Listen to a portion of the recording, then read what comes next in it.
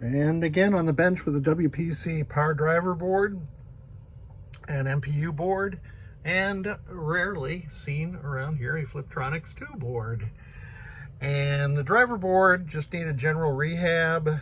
It had a low 5 volts. I guess let's see, started rebooting, so it was resetting. So I've replaced the power input headers all the way around.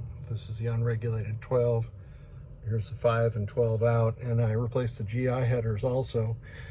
After I had replaced those headers, and I put it on the bench for the first time, the voltage was still a little low, so I installed one of these easy SBC 5-volt regulators.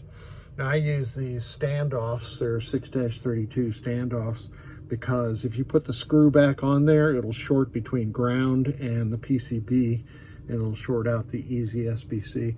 Also replace C2 as it leaks sometimes. C4 is indicted in resets, and C5 of course indicted in resets. So this board now, I've tuned it.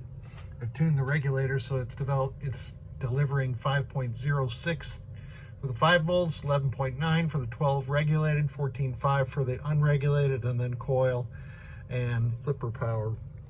MPU board, nothing wrong with it, except the gentleman wanted to have it kind of looked at and refreshed or freshened up, so I installed a lower voltage reset generator, a new cap at C31, and replaced the header at J210. I don't like leaving these battery holders on, but I'm going to leave this one on. Some people like to keep their boards original. And the FlipTronics board, I replaced the power filter cap on the input, and it's really here just for test right now.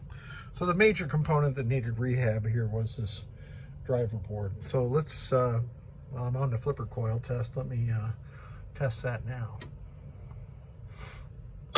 So here's the right hand high power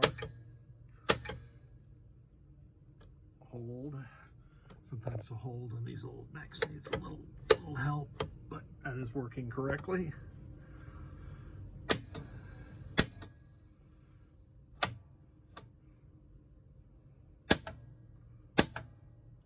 And the orange flipper needs a little help with the hold too, but it does hold. So that FlipTronics board is working correctly now. Let's go back to the beginning here. The switches, we'll test the switches even though there wasn't a problem reported with the switch matrix. Let's go across the diagonal. Ooh, bonus testing. Here's some of the coin door switches. Flipper switches work in test. Solenoid test. And this has got WhiteWater ROMs in it. It's kind of interesting how many coils there are in WhiteWater versus flash lamps in WhiteWater. So that's all the coils. GI test.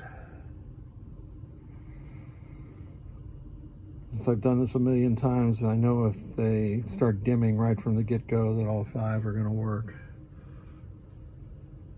Do lamp and flashers at the same time. There's all the flashers for WhiteWater, and the lamps are working perfectly also.